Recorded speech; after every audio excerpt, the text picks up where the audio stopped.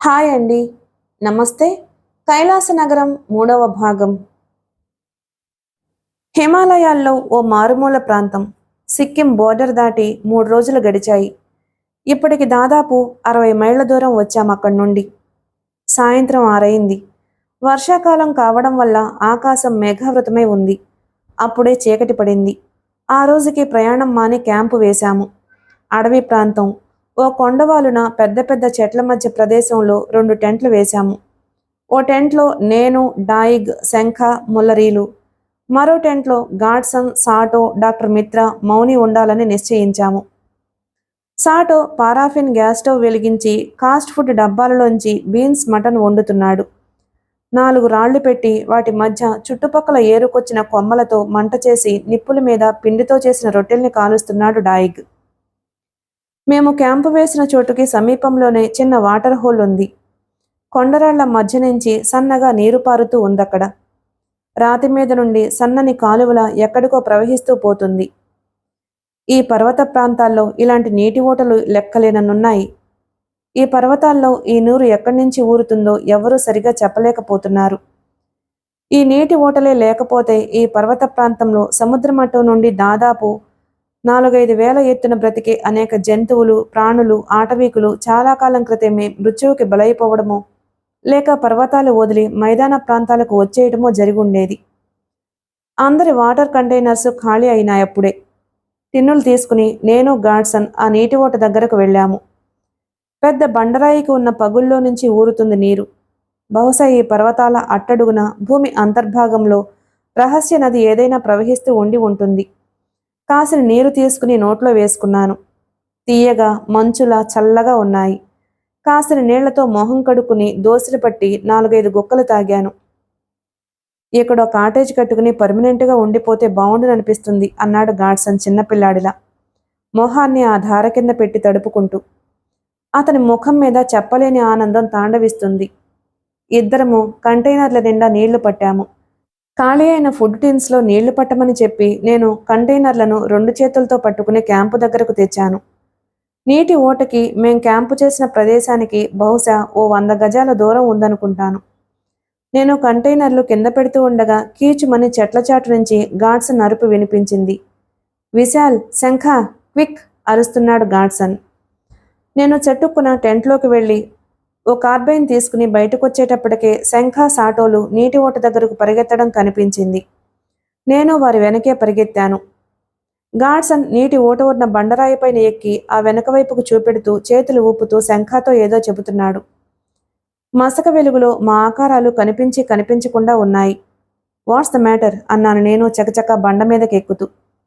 నా వెనకే మిగిలిన వాళ్ళు పరిగెత్తుకొస్తున్న శబ్దం వినిపిస్తుంది. ఆటవికుడు అన్నాడు గాడ్సన్ ఎక్సైట్మెంట్ ధ్వనిస్తున్న కంఠంతో. ఎక్కడా అన్నాను గాడ్సన్ సైగ చేస్తున్న వైపు చూస్తూ. ఎవరూ కనిపించలేదు. చీకటిగా చెట్ల మానులు, బోదెలు కనిపిస్తున్నాయి. ఆ చెట్లలోకే పరిగెత్తాడు వాడు. నేను కంటైనర్లలో నీళ్లు నింపుతుంటే ఈ బండ మీద అలికిడైనట్లయి తలెత్తి చూశాను. వాడు మనం నిలబడిన చోట నిలబడి కిందకి నా వైపు చూస్తున్నాడు. భయంకరంగా ఉంది వాడి ఆకారం. చేతిలో బల్లెం లాంటి ఆయుధం ఉంది. నేను తలెత్తి చూడగానే బండ మీద నుంచి దూకి ఆ వైపుకు పరిగెత్తాడు అన్నాడు గొక్క తిప్పుకోకుండా. అప్పటికే అందరూ నీటి ఓట దగ్గరకొచ్చారు.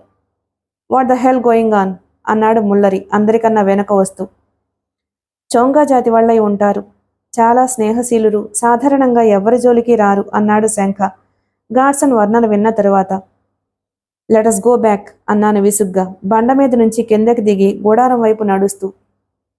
అప్పుడు విన్నాను మొదటిసారిగా ఆ ధ్వని. దమ్ దమ్ దమ్ దమ్ దమ్ దమ్. పెద్ద తబలా మీద 2 దెబ్బల చొప్పున కొడుతున్న ధ్వని. గాలి తరంగాలలో తేలుతూ పర్వత చర్యల్లో ప్రతిధ్వనిస్తూ వినవస్తోంది ధమ్ ధమ్ ధమ్ ధమ్ అంటూ. ఆ శబ్దంలో ఓ వింత లయ, గుర్తుపట్టలేని కళా విన్యాసము ఉన్నాయి. ఆశ్చర్యంగా చెవులు రిక్కించి విన్నాను.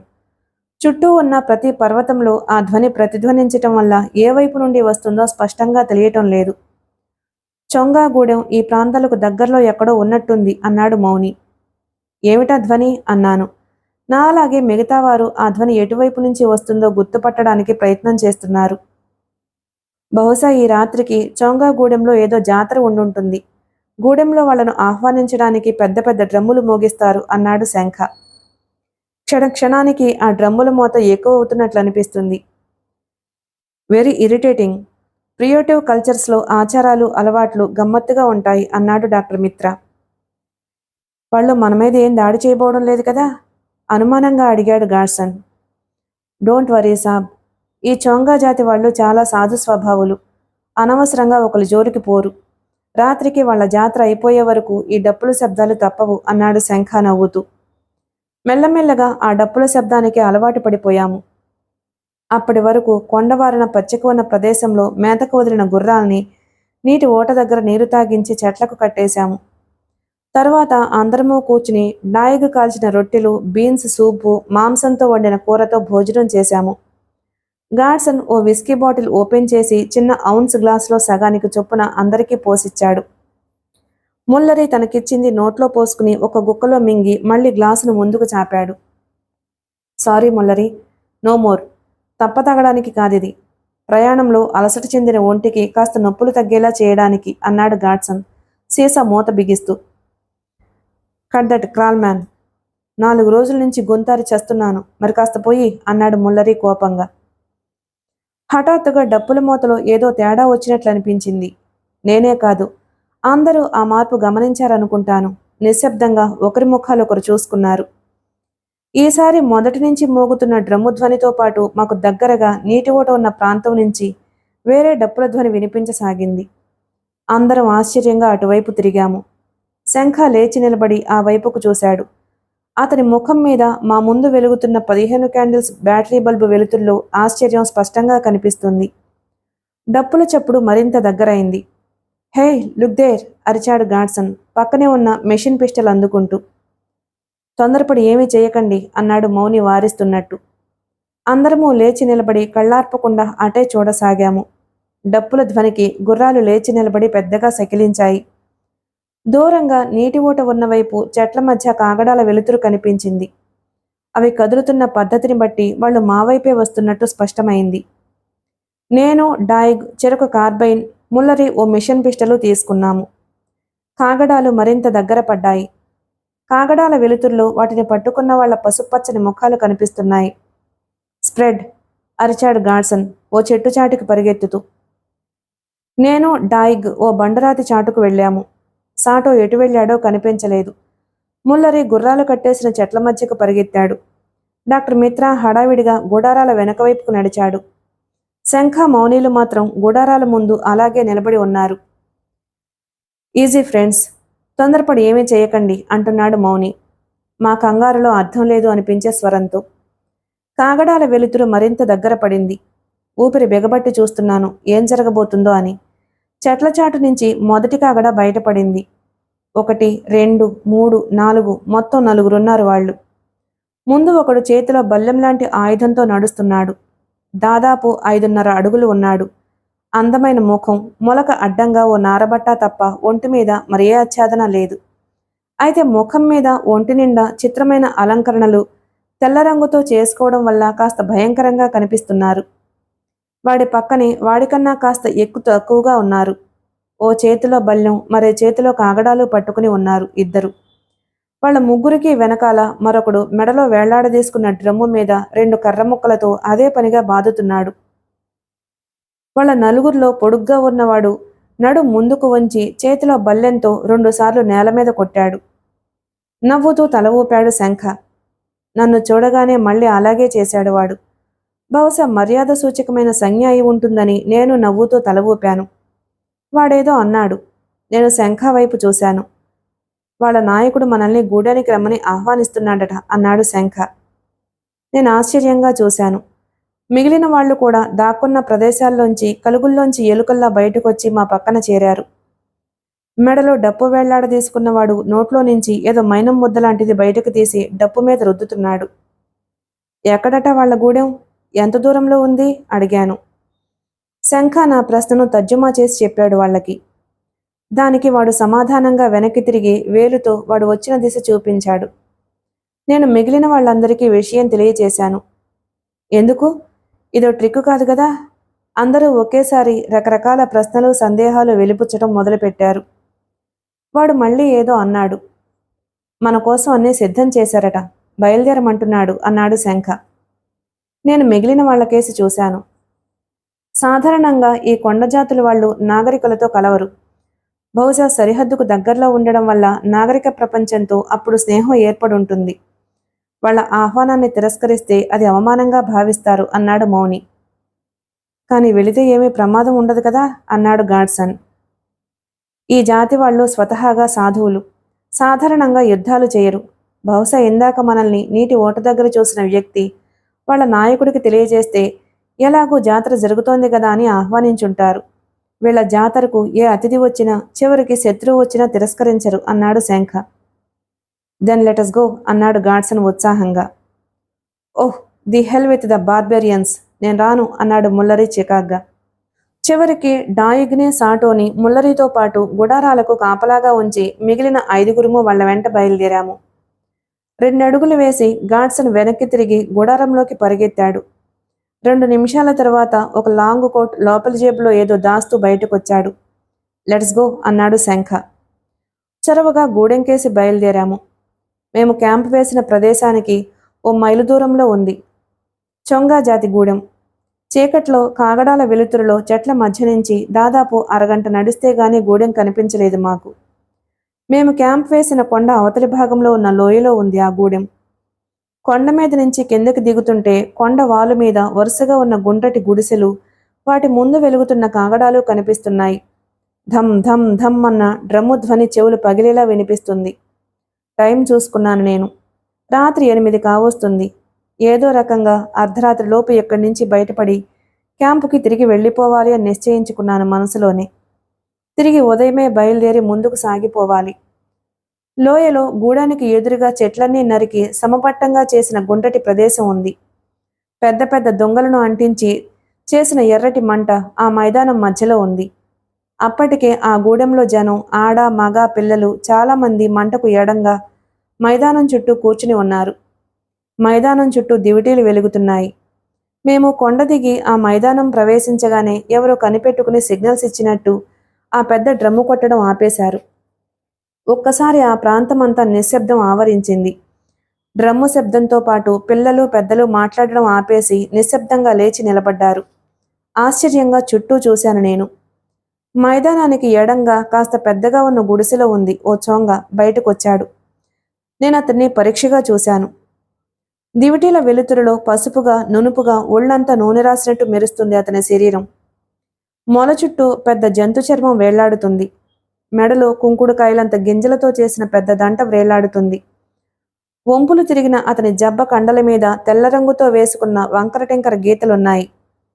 వెంట్రుకలు లేకుండా నున్నగా ఉన్న అతని విశాలమైన ఛాతీ మీద తెల్ల రంగుతోనే పడగ విప్పిన నాగుపాము తలవేసి ఉంది. మమ్మల్ని మైదానం అంచునే ఆపి మమ్మల్ని ఎక్కడికి తెచ్చిన వ్యక్తి పరిగెత్తుకుంటూ వెళ్లి వాళ్ళ నాయకుడికి గంభీరంగా తల ఊపి ముందుకు కదిలాడు. నాయకుడు మా ముందుకు వచ్చి అందరికీ ఒకేసారి అభివాదం చేసి ఏదో అన్నాడు. గూడెం మనుషులంతా ఒక్కసారి గొంతెత్తి గట్టిగా అరిచారు. తమ ఆతిథ్యాన్ని స్వీకరించడానికి వచ్చినందుకు కృతజ్ఞత చెబుతున్నాడు. గూడెం ప్రజలు మనకు స్వాగతం చెబుతున్నారు అన్నాడు శంఖ. గాడ్సన్ నవ్వుతూ షేక్ హ్యాండ్ కోసం చెయ్యి ముందుకు చాపాడు. నాయకుడు అర్థం కానట్లు శంఖ వైపు చూశాడు. శంఖ ఏదో చెప్పగానే ఆనందంగా నవ్వుతూ గాడ్సన్తో చెయ్యి కలిపాడు వాడు. తరువాత అందరం మైదానంలో ఓ పక్కగా ఉన్న కర్ర దొంగలతో చేసిన బెంచీల మీద కూర్చున్నాము. ఉన్నట్టుండి ఒక్కసారి పెద్ద చప్పుడుతో వాయిద్యాల మోత ప్రారంభమైంది. ధన్ ధన్ ధన్ ధన్ ధన్ డప్పుల మోత ఆపకుండా చేస్తున్న ఆ శబ్దాల్లోంచి విచిత్రమైన లయ పలుకుతోంది. శబ్దానికి అనుగుణంగా 4 చోంగా యువకులు నృత్యం ప్రారంభించారు. మట్టు చెప్పులతో ఎర్రగా కాల్చిన కొవ్విన పిట్టమాంసం, ఎప్పుడూ చూడని ఎర్రని కాయలు తెచ్చి మాకిచ్చారు. చూడ్డానికి శుచిగా కనిపించకపోయినా తినడానికి రుచిగా ఉంది ఆ మాంసం. ఆ ప్రాంతంలో దొరికే నల్లబాతుల మాంసం అని చెప్పాడు శంఖ. ఆ ఎర్రని పళ్ళు రుచిగానే ఉన్నాయి. తింటుంటే రేగుపళ్ళు యాపిల్కాయ కలిపి తిన్నట్టుంది. కాయ మధ్యలో నిమ్మకాయంత గింజ ఉంది. మంట దగ్గర నృత్యం చేసే మనుషుల సంఖ్య 4 నుంచి 8కి పెరిగింది. 4 యువకులతో పాటు మరో 4 యువతులు కూడా నృత్యంలో చేరారు. డ్రమ్ముల మోత మరింత పెరిగింది. ఒకరినొకరు ఆనుకుంటూ విడిపోతూ ముందుకి వెనక్కి ఊగుతూ వాళ్ళు నృత్యం చేస్తున్నారు. ఈ చొంగా జాతి వాళ్ళు అందమైన మనుషులని ఒప్పుకోక తప్పదు. మంట దగ్గర నాట్యం చేస్తున్న నలుగురు యువతులను చూస్తుంటే నాగరికుల సౌందర్యం వాళ్ళ ముందు ఎందుకు పనికిరాదనిపిస్తుంది. పసుపచ్చని గంధపు చెక్కతో చెక్కిన శిల్పాలకు మల్లే ఉన్నారు వాళ్ళు. గుండెల మీద మొల చుట్టూ తప్ప వేరే ఆచ్ఛాదన లేదు. డప్పుమోతకు తగ్గట్టు అడుగులు వేస్తూ అటూ ఇటూ గెంతుతుంటే వాళ్ళ స్తనాలు పిరుదులు లయబద్ధంగా ఊగుతున్నాయి. గాడ్సన్, డాక్టర్ మిత్రాలు కళ్ళప్పగించి వాళ్లనే చూస్తూ ఉండిపోయారు. ఉన్నట్టుండి డప్పుల మోత పరాకాష్ఠనందుకుంది. డప్పుల మోతతో పాటు నృత్యం చేసే వాళ్ళ శరీరాలు విపరీతంగా ఊగిపోతున్నాయి. కదలిక వల్ల చెమట పట్టి ఎర్రని మంట వెలుతుల్లో చిత్రంగా మెరుస్తున్నారు. మగాళ్ళు నలుగురు శరీరాన్ని విల్లులా వంచి 2 కాళ్ళు చేతుల మీద ఛాతీని ఆకాశం వైపు తిప్పి కదులుతున్నారు. గుండ్రంగా వాళ్ల మధ్యన నలుగురు స్త్రీలు వెనక్కి వంచిన వాళ్ల తలలకు తమ మొలభాగం తగిలి తగలనంత దూరంలో నిలబడి వాళ్లతో పాటే తిరుగుతున్నారు. డ్రమ్ముల మోత పెరిగే కొలది వేగంగా మరింత వేగంగా తిరుగుతున్నారు గుండ్రంగా. దూరం నుంచి చూసేవాళ్లకి గుండ్రంగా తిరిగే ప్లాట్ఫామ్ మీద వాళ్ళు ఆ భంగిమలో నిలబడ్డట్టు అనిపిస్తుంది గాని వాళ్లే స్వయంగా తిరుగుతున్నట్లు అనిపించదు. ఒకే ఒక్క పెద్ద శబ్దంతో డప్పుల మోత ఆగిపోయింది. గుండ్రంగా తిరుగుతున్న ఆ 8 మంది క్రమక్రమంగా వేగం తగ్గిస్తూ 5 నిమిషాలకి పూర్తిగా ఆగిపోయారు. ఇన్క్రెడిబుల్, ఫ్యాంటాస్టిక్ అన్నాడు గాడ్సన్ తన్మయత్వంతో. వీళ్ళి ఆటవిక నృత్యాల్లో చేయగల ఫీట్స్లో ఇది అతి చిన్నది మాత్రమే.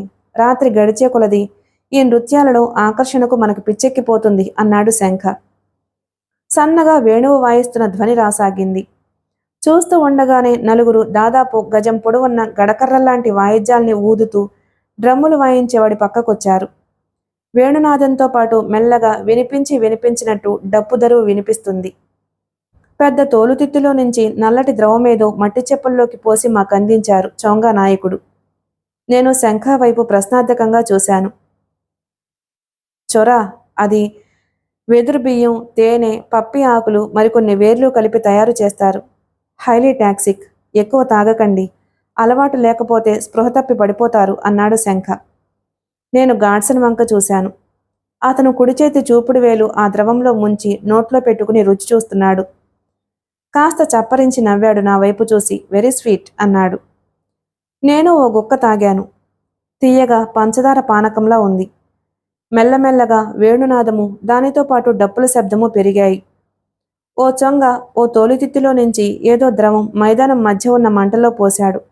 భగ్గున పెద్ద ఎత్తున మంట వచ్చింది. చొంగా జాతి వాళ్లంతా గొల్లున ఏదో అరిచారు.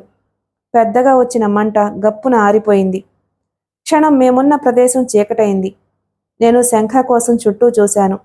అతను గాని మౌని గాని మా పక్కన లేరు. లుక్ అన్నాడు గాడ్సన్ సంభ్రమంగా. ఆరిపోయిన మంటలోంచి పాముకు ఎర్రలాగా మంటలు మళ్లీ పైకొస్తున్నాయి. కాని ఎర్రగా మాత్రం కాదు. నీలిరంగు మంటలు, చిత్రమైన మంటలు, మసక మసగ్గా, నీలిగా తళతళా మెరుస్తోంది మంట. మైదానమంతా నిశ్శబ్దం ఆవరించింది. చొరా తాగడం వల్ల కాబోలు ముఖమంతా మొద్దుబారినట్టు, శరీరం గాలిలో తేలిపోతున్నట్లు అనిపించసాగింది. అందరము మంత్రించబడ్డ మనుషులకు మళ్ళే మైదానం మధ్య అగ్నిగుండంలోంచి వస్తున్న నీలిమంటల వైపు చూస్తున్నాము. వర్ణించడానికి వీలుగానే స్వాప్నిక జగత్తు మా కళ్ల ముందు రూపం దిద్దుకుంటుంది. నిశ్శబ్దంలోంచి సన్నని వేణునాదం గాలిలో తేలుతూ రాసాగింది. నీలిమంటల మధ్యలో నుంచి ఓ స్త్రీ ఆకారం కదులుతూ ముందుకొస్తుంది. కళ్ళు నులుముకుని మరీ చూశాను. మంటల మధ్య నుంచి కాదు, మంటకు అవతల వైపు నుంచి అతి మెల్లగా గాలిలో తేలుతున్నట్టు రావడం వల్ల ఆ పల్చటి నీటి మంటల్లో నుంచి నడిచి వస్తున్నట్లు అనిపిస్తుంది. మంట పక్క నుండి కదిలి ఇంకాస్త ముందుకొచ్చిందామె. ఊపిరి బిగబట్టి కళ్ళప్పగించి అటు చూస్తున్నాను. ఒంటి మీద ఏ ఆచ్ఛాదన లేదా స్త్రీకి. ప్రత్యేక వస్త్రాలు విడిచేసి అగ్నిప్రవేశం చేసి బయటకొస్తున్నట్టుంది. విరబోసుకున్న జుట్టు సగం ముఖం మీదకి భుజాల మీదకి పడుతుంది. తళతళా మెరుస్తున్న కళ్ళు, తడిగా మెరుస్తున్న పెదవులు, వంపులు తిరిగిన శరీరం, గుండ్రంగా బలంగా ప్రతి అడుగుకి స్వల్పంగా కవ్విస్తున్నట్టు కదులుతున్న గుండెలు, సన్నని నడుము, వెన్నుకు అంటినట్లున్న కడుపు, బలంగా నిగనిగలాడుతున్న తొడలు, పసుపచ్చని ఒంటి మీద నీలిరంగు కాంతిపడి మరో లోకంలో ఉన్నామనే భ్రమ కలిగిస్తుంది. ఆమె ఒక్కతే కాదు, ఆమె వెనకే మరో 4, మొత్తం 5. అందరూ గాలిలో తేలుతున్నట్లు దిగంబరంగా నడుస్తూ మంట దగ్గరకొచ్చి నిలబడ్డారు. ఒంట్లో ఏ మూలో కండరాలు స్వాధీనం తప్పుతున్నాయి. చొర మత్తు తీయగా మనసును కమ్ముతుంటే అప్సరసలు నా ముందుకు దిగొచ్చినట్లు అనిపించింది. అప్పుడు వేణునాదంతో పాటు సన్నగా డ్రమ్ము మోత వినిపిస్తుంది. ఆ శబ్దానికి అనుగుణంగా వాళ్ళు 5గురు శరీరాన్ని ఊపసాగారు. 2 చేతులు పైకెత్తి కాళ్ళు దగ్గరగా పెట్టి లయబద్ధంగా ఒక్కొక్క అవయవము సున్నితంగా కదిలిస్తున్నారు. ఆ భంగిమలు శరీరంలో పురుషుని రెచ్చగొట్టే భాగాలన్నీ స్పష్టంగా, సెక్సీగా ఉద్రేకపరిచేటట్టు కనబడుతున్నాయి. కళ్ల ముందు కదులుతున్న ఆ దృశ్యాన్ని చూస్తుంటే నరాలు పట్టుతప్పి ఒళ్ళు స్వాధీనం నుంచి పోతుందేమో అనిపిస్తుంది. ఎంతసేపు గడిచిందో, ఎలా గడిచిందో తెలియదు. ప్రతి 10 నిమిషాలకు మారుతూ ఉన్న వాయిద్యాల శబ్దంతో పాటు తమ శరీరాల కదలికలు, భంగిమలు లయగా నరాలను పిండుతున్నట్లు మారుస్తూ వాళ్ళు నృత్యం చేశారు. My God, this is unbearable. పొంగిపోతున్న ఉద్రేకాన్ని పళ్ల బిగువున ఆపుకుంటూ అన్నాడు గాడ్సన్. అతని ముఖం ఎర్రగా కందిపోయి చెమటలు పట్టుంది. మిత్రా పరిస్థితి దాదాపు అలాగే ఉంది. ముల్లరిగాని మాతో వచ్చి ఉంటే అతన్ని కంట్రోల్ చేయలేకపోయి ఉండేవాళ్ళమే. నీలిమంట చటుక్కున ఆరి మళ్ళీ ఎర్రని మంట పైకి లేచింది. వాళ్ళు ఒక్కసారి గాలిలోకి ఎగిరి వెనక్కి తిరిగి గుడిసెలలోకి పరిగెత్తి మాయమయ్యారు. నాయకుడు నవ్వుతూ మా వైపు చూశాడు. శంఖ వెనక నుంచి నా భుజం పట్టుకుని కుదిపాడు. సాబ్, వీఆర్ ఇన్ ట్రబుల్ అనుకుంటాను, కొంపలు మునుగుతాయి అన్నాడు ఆతృతగా. ఏమిటి అన్నాను తల విదిలించి. నేను ఇప్పటి వరకు జనం మధ్యలో కూర్చున్నాను. మనం వీళ్ల ఆహ్వానాన్ని తప్పుగా అర్థం చేసుకున్నామనుకుంటాను. వాట్ యు మీన్ అన్నాడు గాడ్సన్. ఇప్పుడు నృత్యం చేసిన స్త్రీలలో ఒకరినో ఇద్దరినో మనల్ని కొనుక్కుని వెంట తీసుకు వెళ్ళమంటారట అన్నాడు మౌని. వాట్ అన్నాను నేను, వింటున్నదేమిటో అర్థంగాక.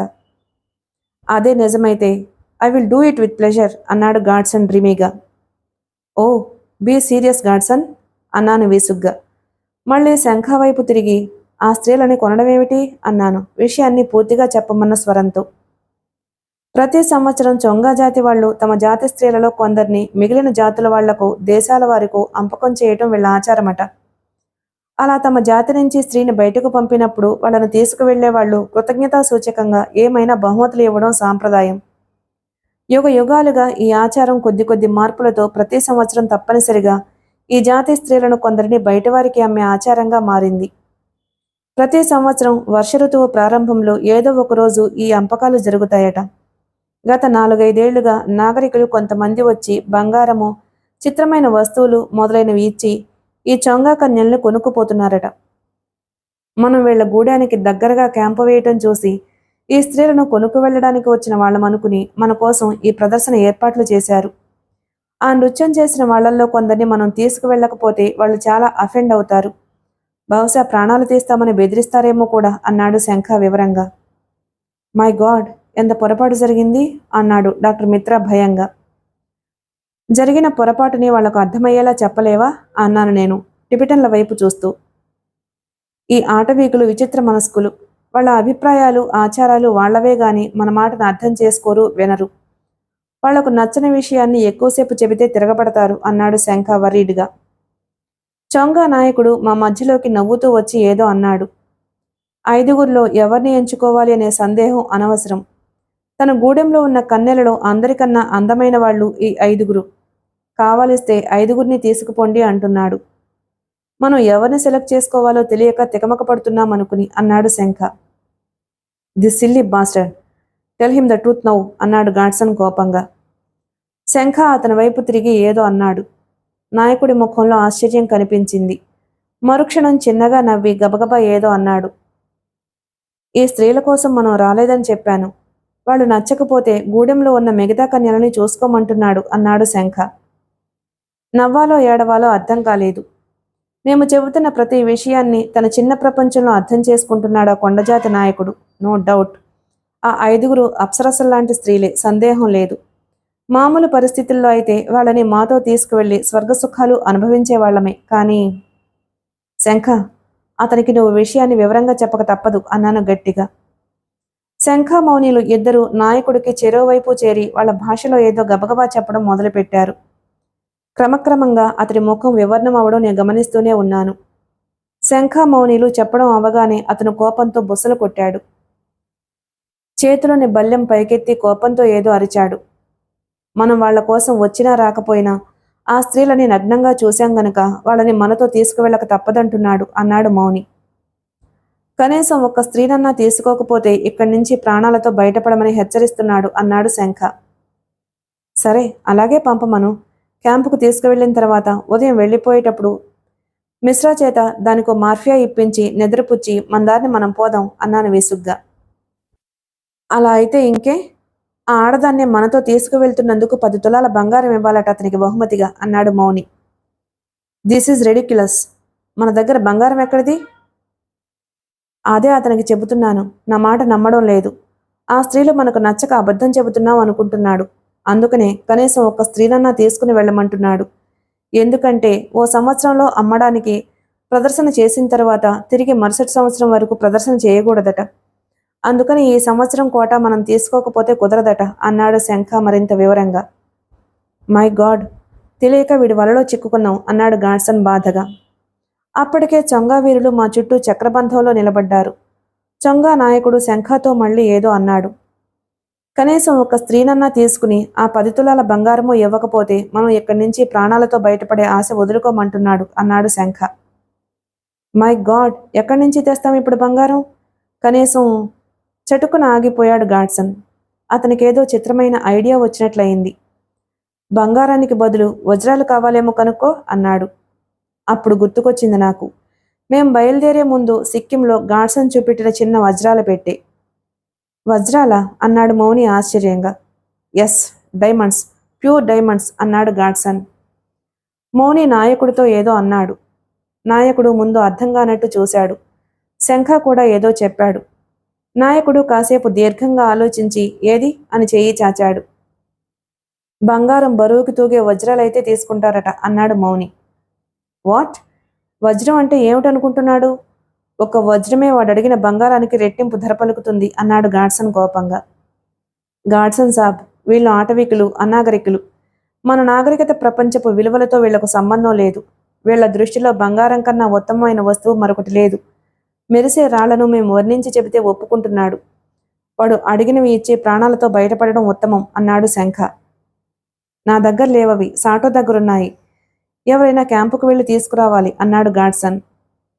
శంఖ మౌనీలు నాయకుడితో 5 నిమిషాలు తర్జన భర్జనలు చేశారు. చివరికి నేను, గాడ్సన్, మిత్ర, శంఖ గూడెంలో వీళ్ల చేతుల్లో బందీలుగా ఉండేందుకు మౌని వెళ్లి సాటో దగ్గర నుండి వజ్రాలు తేవడానికి ఒప్పందం కుదిరింది. తూర్పు తెల్లవారేలోపు మౌని వజ్రాలు తేకపోతే మా బ్రతుకులు ఆఖరు. గంటలో తిరిగొస్తానని మౌని క్యాంపు దిశగా బయలుదేరాడు. మా నలుగురిని ఓ గుడిసెలోకి పంపి మౌని తిరిగొచ్చే వరకు కాపలాగా గుడిసె చుట్టూ చొంగా వీరులు కాపలా నిలబడ్డారు. Way the hell is this fellow అన్నాడు గాడ్సన్ విసుగ్గా సిగరెట్ వెలిగించి. రాత్రి 2 అవుతుంది. మౌని క్యాంపుకు బయలుదేరి వెళ్ళి అప్పటికి దాదాపు 2 గంటలవుతుంది. గంటలో వస్తానని వెళ్లిన వ్యక్తి 2 గంటలైనా తిరిగి రాలేదు. చీకట్లో ఈ పర్వతాల్లో ప్రయాణం చేయడం అంత తేలిక కాదు, అనుకున్న దానికన్నా ఎక్కువ వ్యవధి పడుతుంది అన్నాడు శంఖ. ఒకవేళ చీకట్లో దారి తప్పాడేమో అన్నాడు డాక్టర్ మిత్ర. అందరం మౌనంగా ఉండిపోయాము. ఆ ప్రశ్నకు సమాధానం వినడానికి సిద్ధంగా లేము. అదే నిజమయ్యి మౌని తెల్లవారీలోపు తిరిగి రాకపోతే ఆ తర్వాత ప్రపంచంలో సంపదంతా తెచ్చినా మా ప్రాణాలు కాపాడగలిగిన వాళ్ళు ఎవ్వరూ లేరు. మరో గంట గడిచింది. మాలో ఆతృత, ఏం జరగబోతుందో అన్న ఉత్సుకత క్షణక్షణానికి పెరిగిపోతున్నాయి. ఏం చేద్దాం అన్నాను శంఖతో. కనీసం మౌనితో ఈ ఆటవికుల్ని ఎవరినైనా తోడు పంపవలసింది అన్నాడు గాడ్సన్. శంఖ గుడిసె ద్వారం దగ్గర నుంచే కాపలవాణ్ణి ఒకడిని కేకేసి 2 నిమిషాల సేపు గబగబా చెప్పాడు.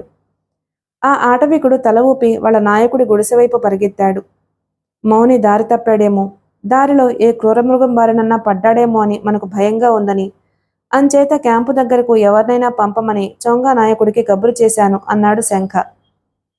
మరో 2 నిమిషాల్లో మండే కాగడాలు పట్టుకుని 2 ఆటవికులు మా క్యాంపు ఉండే వైపుకు పరిగెత్తి వెళ్లడం కనిపించింది. సరిగ్గా అరగంటకు మళ్లీ ఆ ఆటవికులు 2 పరిగెత్తుతూ గూడెంలో ప్రవేశించారు. తిన్నగా నాయకుడి గుడిసెలోకి పరిగెత్తిపోయారు. మా గుండెలు దడదడా కొట్టుకుంటున్నాయి. మౌని వాళ్లతో ఎందుచేత తిరిగి రాలేదు? లేక వజ్రాలు వీళ్ల చేతికి ఇచ్చి పంపారా? ఏం జరిగిందసలు? మా అందరి కళ్ళు నాయకుడి గుడిసె మీదే ఉన్నాయి. వాళ్ళ నాయకుడు మా గుడిసె వైపు రావడం కనిపించింది. అతను గుడిసె దగ్గరకు రాగానే శంఖ గబగబా ఏదో మాట్లాడాడు. నాయకుడు కోపంగా పిడికిళ్లు బిగించి అభినయిస్తూ ఏదో అడిగాడు. మై గాడ్ అన్నాడు శంఖ అతని మాటల్ని విని. ఏమైంది? ముగ్గురం ఒకేసారి అడిగాము. ఏమైందో అర్థం కాకుండా ఉంది. క్యాంపులో మౌని జాడలేదు. క్యాంపులో ఉన్న ముగ్గురు వ్యక్తుల్లో ఇద్దరు గాయపడి ఉన్నారట. ఒకడు స్పృహ తప్పి ఉంటే అతనికి స్పృహ తెప్పించడానికి గాయపడిన వాళ్ళిద్దరూ ప్రయత్నం చేస్తున్నారట. మై గుడ్నెస్, ఆ గాయపడిన ఇద్దరు ఎవరు? వాళ్ళు ఎందుకు గాయపడవలసి వచ్చింది? మౌని ఏమైనట్టు? నాలో రగులుతున్న సందేహాల్ని బయటికి వెలిబుచ్చాను. The dirty bastard. వజ్రాలు కంటపడగానే ఆ మౌనిగాడు మిగిలిన వాళ్ళని మోసం చేసి వాటితో పారిపోయి ఉండాలి. బహుశా సాటోకి మనం ఈ పరిస్థితుల్లో ఉన్నట్లు కూడా తెలిసుండదు. కనీసం ఈ ఆటవిక వెధవలైనా జరిగిన సంగతి వాళ్లకు చెప్పారా? అన్నాడు గాడ్సన్ కోపంగా, అయోమయంగా. ఎలా చెప్పగలరు? చెప్పినా వీళ్ల భాష అర్థం చేసుకునే వాళ్ళు ఎవరున్నారు అని నాయకుడి వైపు తిరిగి ఏదో అన్నాడు శంఖ. నాయకుడు తల అడ్డంగా ఊపి ఏదో అన్నాడు. వీళ్ళెవ్వరూ మన వాళ్లతో మాట్లాడలేదట. నిశ్శబ్దంగా ఏం జరుగుతుందో చూసి వచ్చేశారట అన్నాడు శంఖ. ఇప్పుడు ఎట్లా? డాక్టర్ మిత్రా కంఠంలో భయం కనిపిస్తుంది. శంఖ నాయకుడితో దాదాపు 10 నిమిషాలు ఏదో వాగ్యుద్ధం జరిపాడు. చివరికి నాయకుడి పిడికిళ్లు బిగించి కోపంగా ఏదో అని తన అనుచరులతో ఆజ్ఞ అరిచినట్లు గబగబా అని తన గుడిసెవైపు వెళ్ళిపోయాడు. నాయకుడి అరుపు వినగానే శంఖముఖం పాలిపోవడం నేను గమనించాను. డామిట్, తూర్పు తెల్లవారుతుండగా మనల్ని చంపడానికి ఏర్పాట్లు చేయమని చెబుతున్నాడు అనుచరులకి. ఏది ఏమైనా వాడి నిర్ణయం మాత్రం ఇంక వెనక్కి తీసుకోడు అన్నాడు Shankha. My God, we must find a way. ఏదో రకంగా మనం ఇక్కడి నుంచి బయటపడే మార్గం ఆలోచించాలి అన్నాడు గాడ్సన్ వణుకుతున్న చేతులతో సిగరెట్ వెలిగిస్తూ. అవును, వీళ్ల చేతుల్లో భయంకరంగా చావడం కన్నా తప్పించుకుని పారిపోయే ప్రయత్నంలో ప్రాణాలు పోగొట్టుకుంటే కనీసం ఆత్మసంతృప్తైనా మిగులుతుంది అన్నాను నేను. యువర్ రైట్ సాబ్. తెలతెలవారుతూ ఉండగా మనల్ని చెట్లకు కట్టేసి దాదాపు 10 గజాల దూరంలోంచి సూటిగా గుండెల్లోకి దిగేలా బల్లెం విసిరి చంపుతారు అన్నాడు రాబోయే మరణఘడియ తలుచుకుని వణికిపోతూ. గాడ్సన్ సిగరెట్లు తీసి మా ముగ్గురికి తలా ఒకటి ఇచ్చాడు. కామ్ డౌన్ ఫ్రెండ్స్, చావు ఎలాగో తప్పదు గనక మన ప్రయత్నం మనం చేయడంలో మనకు పోయేదేమీ లేదు. అదృష్టవశాత్తు తప్పించుకునే మార్గం ఆలోచిద్దాము. చావంటూ వస్తే వీరోచితంగా చద్దాం అన్నాడు లైటర్తో మా సిగరెట్లు వెలిగిస్తూ. మేము ముగ్గురము మౌనంగా తల ఊపాము. రైట్ దెన్, మనం పారిపోవడానికి మన దగ్గరున్న ఆయుధాలేమిటి? మేం మాట్లాడలేదు. తనలో ఆలోచనలకు పైకి మాట్లాడుతూ రూపం ఇస్తున్నాడు అని తెలుసు. ఈ సిగార్ లైటరు, మీ అందరి దగ్గర యాంకిల్ బూట్ సాక్స్లో ఉన్న షూటింగ్ నైఫ్లు, ఇవి కాక ఇదొకటి అన్నాడు గాడ్సన్ కోటు లోపల జేబులోంచి ఓ విస్కీ సీసాని బయటకు తీస్తూ. మేము ఈ గూడానికి బయలుదేరే ముందు గాడ్సన్ టెంట్లోకి వెళ్లి జేబులో పెట్టుకొచ్చింది ఈ విస్కీ బాటిల్ అయ్యుండాలి. సాధారణంగా ఆటవీకులు ఇలాంటి ద్రవాల్ని ఇష్టపడతారో అని గ్రహించి వాళ్లకు ప్రజెంట్గా ఇవ్వడానికి తెచ్చుండాలి. ఈ విస్కీని ఈ ఆటవీకులకి బహుమతిగా ఇవ్వాలని తీసుకొచ్చాను. కానీ చొరా ముందు ఈ విస్కీ ఎందుకు పనికిరాదని గ్రహించి దీన్ని జేబులోంచి బయటకు తీయలేదు. కానీ ఇప్పుడు దీని సహాయంతోనే మనం ఈ గూడెం నుంచి తప్పించుకుని పారిపోయే ప్రయత్నం చేయాలి అన్నాడు గాడ్సన్ విస్కీ బాటిల్ వైపు ప్రేమగా చూస్తూ. ఎలా? అన్నాడు మిత్ర. డేర్ డెవిల్ ప్లాన్ మనది. ఈ గుడిసె చుట్టూ 8 మంది ఆటవీకులున్నారు. అంటే వీళ్ల కంటపడకుండా నిశ్శబ్దంగా గుడిసెలో నుంచి బయటపడడం అసంభవం. అయితే ఈ ఆటవికులు మనలా ఆధునిక జీవనంలో ఉండే అడ్డంకులు ఎదుర్కోవడానికి మానసికంగా సిద్ధపడ్డ మనుషులు car.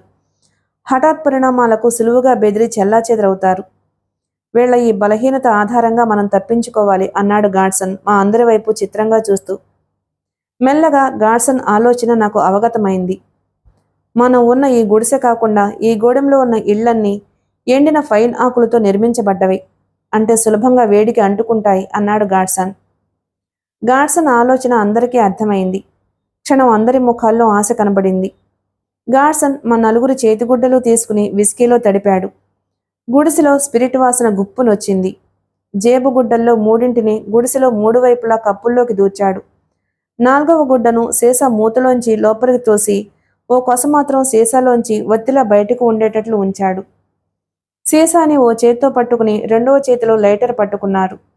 Now get ready to break అన్నాడు. మేము ముగ్గురం 100 మీటర్ల పరుగు పందానికి సిద్ధంగా ఉన్న వాళ్ళలా కూర్చున్నాము.